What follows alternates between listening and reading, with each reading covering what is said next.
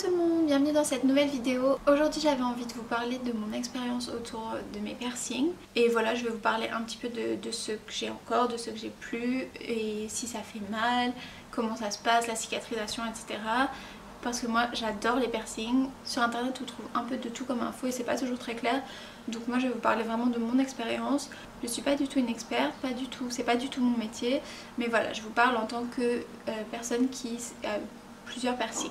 Donc commençons par le commencement, je vais faire par ordre chronologique. Donc les premiers piercings que j'ai eu, c'est mes oreilles. Donc le premier trou, celui-ci, des deux côtés, que je n'ai pas choisi. Donc je me suis fait percer quand j'étais tout bébé, donc c'est mes parents qui m'ont fait percer les oreilles. Donc ça je sais que ça porte à grand débat et à l'heure actuelle aujourd'hui on sait que c'est pas l'idéal de faire ça.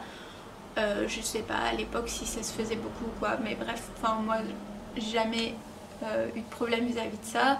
Donc j'ai pas vraiment d'avis là-dessus, je ne me rappelle pas du tout la douleur, si ça m'a traumatisée ou pas. Mais en tout cas voilà, je les utilise, ils sont toujours là, ils sont bien versés, tout va bien. Si je les avais pas eu, je les aurais fait en étant plus grande, ça je le sais, puisque en fait j'ai fait le deuxième trou.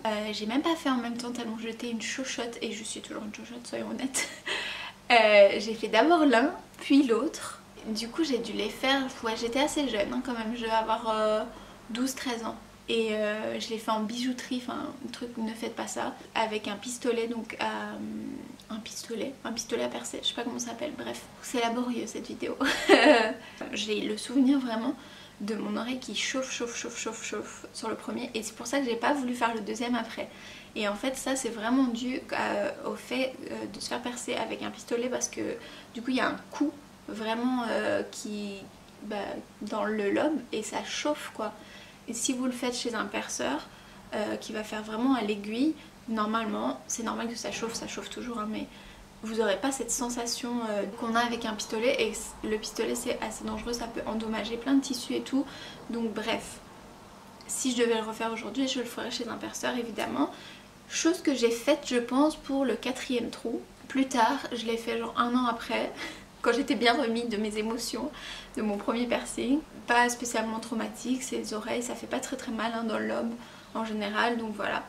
Pour les oreilles c'est tout.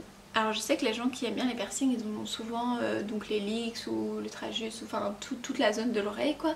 Moi les oreilles, les piercings dans les oreilles c'est pas un truc que j'aime bien sur moi, donc j'ai jamais eu plus que ça dans mes oreilles. Ensuite j'ai fait mon piercing au nez à l'époque, donc j'avais 15 ans.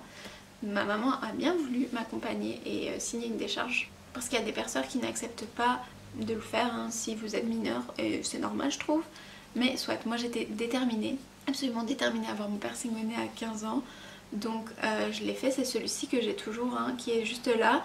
Moi je l'ai fait assez au bord à l'époque, j'avais juste un petit brillant, mais je l'ai fait assez bas parce que du coup vous pouvez voir avec le perceur, il fait un petit point au stylo. Et donc il y a des gens qui le font plus ou moins haut ou bas. Le mien il a été assez proche de la narine, ce qui m'a permis après de venir mettre un anneau que j'ai mis pas vraiment beaucoup plus tard. Enfin si quand même. Moi je devais avoir 18 ans quand j'ai mis l'anneau, un truc comme ça. Que j'ai changé plusieurs fois entre temps, de couleur et tout ça. Et là maintenant, aujourd'hui, je pense que j'ai le même depuis que j'ai ma chaîne. Donc c'est un tout petit fin anneau doré et ça me convient très bien. Sur le piercing au nez, niveau douleur, c'était pas très douloureux. Et la cicatrisation, j'ai pas le souvenir de... Moi j'étais jeune aussi, hein. Mais j'ai pas le souvenir d'avoir eu de problèmes particuliers. Si c'était à refaire, je le referais. D'ailleurs, j'hésite presque à m'en faire un deuxième à côté ou un deuxième de l'autre côté, j'aime trop. Donc ensuite vient mon piercing au téton que j'ai fait quand j'avais 18 ans, je pense. Alors celui-là, j'avais assez peur quand même de la douleur et tout. En fait ça fait pas si mal, en fait, enfin, ça fait mal. Un piercing c'est une douleur très vive mais très courte. Et tout l'inverse d'un tatouage qui est une douleur pas très forte mais c'est la répétition qui fait que ça fait mal quoi. Le piercing c'est une douleur comme une pointe, comme on s'arrache un poil de sourcil, ça fait la même sensation. C'est très vif mais ça part très vite. Donc le perceur a une aiguille, il avait accroché un bijou à la fin de l'aiguille. Et en fait, il perce avec l'aiguille, puis ensuite il fait coulisser jusqu'à ce que le bijou soit là où il devrait être. Donc moi c'était une barre avec 2 boules, donc jusqu'à ce que la première boule soit bien fermée, puis il décroche l'aiguille, puis il referme. Donc moi la sensation que j'ai eue sur le piercing au téton, c'est la douleur, ça a fait un petit peu mal, je pense que j'ai dû verser une larme. Mais ce qui faisait assez mal dans mon souvenir, c'est que le téton c'est une peau un peu qui colle, et du coup l'aiguille, au lieu de bien glisser dedans, elle accrochait un petit peu par moments, et cette sensation était hyper désagréable. Et ça je me rappelle que j'avais pas trop aimé, mais bon ça dure 2 secondes et franchement j'ai jamais regretté de l'avoir fait. Du coup j'avais une prothèse, donc c'était une barre avec les 2 boules. Qui est assez large, ça ils font toujours hein, pour n'importe quel piercing, parce qu'au début ça enfle un petit peu forcément, donc il y a une barre toujours un petit peu plus large que ce que vous allez avoir besoin par la suite. Et du coup après je pense que je l'ai raccourci, j'ai gardé vraiment le même concept de barre avec 2 boules, et je l'ai raccourci 2 fois je pense. Pour la cicatrisation j'ai pas eu trop de soucis de mon côté, ça perdait un petit peu de lymphe et tout ça au début mais rien de grave, donc j'ai fait les soins habituels et j'ai pas eu de soucis. Ça a mis un petit peu de temps quand même à vraiment bien cicatriser, à ce que la barre circule bien et tout ça, et à être bien cicatrisé quoi. Ça a mis un petit peu de temps mais ça a été quand même, et j'ai pas eu de problème particulier. Et là dernièrement avec la grossesse, je pense que quand j'étais à 2-3 mois de grossesse je l'ai enlevé. Donc moi ça me gênait pas du tout, je sais qu'il y a des personnes qui le supportent plus trop parce qu'ils ont des douleurs dans les seins et tout. Moi c'est pas pour ça, c'est juste que si je veux allaiter j'aimerais bien que ce soit refermé. Du coup je l'ai enlevé assez tôt, mais donc c'est juste un truc provisoire, j'aimerais bien le remettre parce que je l'aimais bien. Et c'est très bizarre, je me rappelle je l'ai fait comme je vous disais à 18 ans, donc j'étais jeune, et en fait quand j'ai fait ce piercing il y avait tout le monde qui n'arrête pas de me dire mais si tu veux allaiter, mais comme si déjà à 18 ans je me projette dans ma maternité. Et en plus, c'est fou quoi, j'ai trouvé ça très fou qu'on me ramène à ça à l'époque où c'était vraiment pas du tout dans mon état d'esprit quoi. En plus des gens qui se renseignent pas sur le sujet, parce que maintenant que ça me concerne, si tu veux allaiter tu l'enlèves et tu l'allaites, et en soi c'est même pas un problème, c'est vraiment juste pour que le bébé ait pas un morceau de métal dans la bouche, mais en soi c'est pas spécialement un problème. Contrairement à ce qu'on peut penser, c'est pas seulement un jet de lait qui sort du sein, c'est genre plein de petits micro trous quand on allaite, et du coup le piercing ça n'interfère en rien a priori dans le processus quoi. Donc bref, voilà, si vous posez la question piercing au téton, allaitement, en tout cas moi ce que je me suis renseignée, encore une fois je suis pas une experte, normalement ça pose pas de soucis. Après celui-ci j'ai fait quoi? J'ai fait mon bridge. Du coup, si vous avez peut-être remarqué, bon là je mets mes lunettes donc c'est pratique, on le voit pas du tout.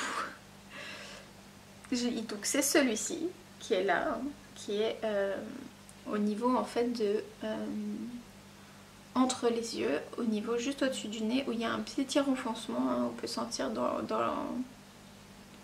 l'anatomie quoi du visage. Et en fait celui-ci donc c'est un piercing, donc il a l'air pareil d'être une barre très droite, mais en fait c'est une banane, ça veut dire c'est une barre incurvée comme ça. Et donc il se place vraiment comme ça, il se cale dans le petit creux qu'on a ici juste au-dessus du nez. Mais c'est vrai que c'est un piercing qui est un peu moins répandu je pense, ou en tout cas moins connu. Et du coup les gens, c'est vraiment au début, maintenant j'ai mes lunettes tout le temps, mais avant en tout cas quand je l'ai fait, je portais des lentilles tout le temps. Et du coup les gens, c'était trop marrant leur réaction quoi. En fait, des fois les gens ils vous rencontrent et tout et ils disent rien, et en fait les gens avaient des réactions super drôles, genre je les rencontrais et tout, et ils disaient rien et ils faisaient tous comme ça. Genre il y a plein de gens, quand ils me voient, ils me regardent le visage et ils faisaient ce geste comme ça, genre... Et ils se rendaient même pas compte je pense qu'ils faisaient, c'était juste pour dire, je pense que ça perturbe beaucoup de gens, ils se demandent, ils ont l'impression que ça rentre dans le cartilage du nez ou je sais pas, enfin dans l'os. Niveau douleur, en fait le perçage, comme tous les perçages c'est comme je disais une douleur vive et assez courte, mais ce qui fait très mal en fait, en tout cas pour moi mon anatomie du visage, après chacun est fait différemment, c'est que le perceur en fait, je fais que enlever, remettre mes lunettes, le perceur a dû prendre une pince et pincer très fort ici au niveau de la peau, pour pouvoir un petit peu décoller et pour pouvoir transpercer facilement du coup le trou du piercing quoi. Donc il a pincé, je me rappelle, tellement fort, mais tellement fort, et du coup ça me faisait pleurer les yeux et tout, donc ça faisait très mal, et ça faisait tellement mal le fait de pincer que j'ai même pas senti je crois la douleur du piercing, Après le perceur m'a dit que c'est un piercing qu'il faisait pas souvent, donc il était aussi lui hyper soucieux de bien faire et tout. Donc je pense que c'est pour ça qu'il a été vraiment bien pincé, bien consciencieux. Et en fait, moi je marque très facilement. Et du coup, pendant je pense une semaine ou plus même, j'avais des cocards, genre tout là et tout là, genre des marques violettes comme si on m'avait frappé au visage tellement le fait d'avoir pincé ma peau, ça m'avait fait hyper mal quoi. Et sinon, dans mon souvenir aussi, ce piercing il saignait vachement quand je venais de le faire et du coup il a beaucoup saigné sur le coup, enfin beaucoup. Ça saigne pas beaucoup mais c'est assez impressionnant en fait parce que du coup ça va dans les yeux et ça fait comme des larmes de sang quoi. C'était un peu impressionnant mais après sur la cicatrisation par contre, donc ça a été assez long mais j'ai eu des kéloïdes, donc je pense que si vous avez des piercings vous connaissez, c'est des petites boules blanches comme ça qui se mettent dans les extrémités. Et en fait je me suis rendu compte qu'en hydratant hyper bien mon visage et cette zone là, bah, tout a disparu. Mais j'ai aussi changé beaucoup de fois la barre de taille parce que au début elle était très longue hein, comme je vous disais, ça enfle etc. Donc je l'ai raccourci 3 fois je pense à ce niveau là. Peut-être j'ai maigri du visage, je sais pas.